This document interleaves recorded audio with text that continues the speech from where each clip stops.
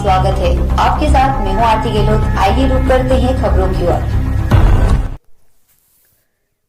सहकारी समिति संघ के हड़ताल में जाने से कई सहकारी योजनाएं हुई प्रभावित। बस्तर संभाग सहित प्रदेश भर में 1 नवंबर से समर्थन मूल्य पर धान खरीदी शुरू होने वाली है। धान की खरीदी शुरू होने से महज एक दिन बचा हुआ है और ऐसे में खरीदी केंद्र प्रभारी, लेम्स प्रभारी सहित कई कर्मचारियों ने अपनी मांगों को लेकर अनिश्चितकालीन हड़ताल पर चले गए। इससे पहले भी सहकारी समितियों ने अपनी मांगों को लेकर बस्तर कमिश्नर को ज्ञापन सौंपते हुए 26 अक्टूबर तक का अल्टीमेटम दिया था, लेकिन प्रशासन की तरफ से कोई जवाब नहीं मिलने पर सहकारी समिति कर्मचारी संघ ने 28 अक्टूबर से अनिश्चितकालीन हड़ताल शुरू कर दी है और मंडी प्रांगण में बैठ गए।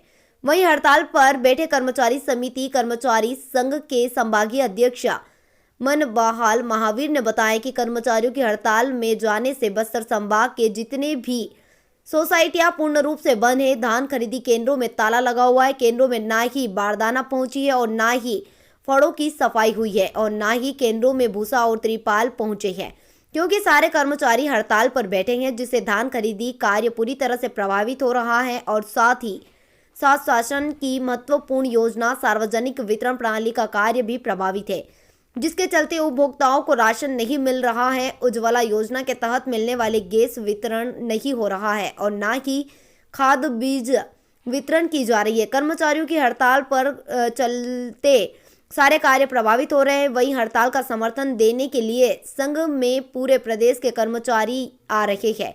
अब संभाग नहीं बल्कि पूरे छत्तीसगढ़ में कार्य प्रभावित होगी, जिससे बस्तर ही नहीं बल्कि पूरे छत्तीसगढ़ में हड़ताल में बैठे कर्मचारियों ने बताया कि धान की खरीदी के साथ ही धान का उठाव की व्यवस्था प्रशासन की ओर से जल्द किया जाना चाहिए।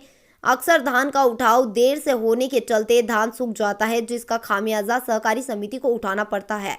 इसके साथ ही प्रबंधकीय एवं सुरक्षा व्यय बढ़ाने की भी मांग कर्मचारियों ने की है। साथ ही वेतन समय पर दिए जाने की मांग भी की है। वहीं कर्मचारियों ने राज्य सरकार को चेतावनी देते हुए कहा कि सभी 5 मांगे जब तक पूरी नहीं की जाती है तब तक आंदोलन को जारी रखा जाएगा। जगदलपुर से अभी तक न्यूज के लिए अनिल राव की रिपोर्ट।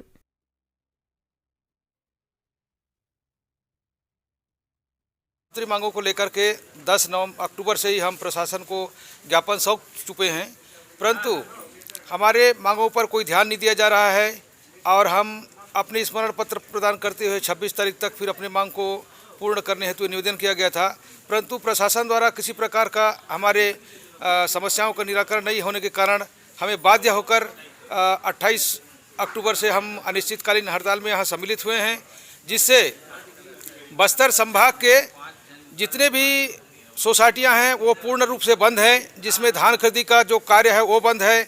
अभी बारदाना कहीं भी नहीं पहुंची है। बारदाना हमारे जो कर्मचारी यहाँ हैं तो बारदाना लोडिंग नहीं हुई है, फड़ की सफाई नहीं हुई है, कहीं भूसा नहीं पहुंचा है तो कहीं तालपत्री नहीं है।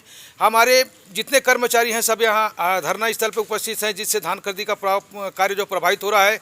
दूसरी शासन की जो महत्वपूर्ण योजना है सार्वजनिक वितरण प्रणाली का कार्य, सार्वजनिक वितरण प्रणाली का कार्य जो है प्रभावित है, जिससे उपभोक्ताओं को राशन नहीं मिल पा रहा है। और दूसरी और तीसरी हमारी जो वो है, जैसे उज्ज्वला योजना के तहत गैस वितरण का कार्य वो प्रभावित हो रहा है। खाद वितरण का आज रबी का सीजन आ गया है, रबी के सीजन के लिए अपनों को खाद बीज की आवश्यकता पड़ती है, वो सब प्रभावित हो रहा है।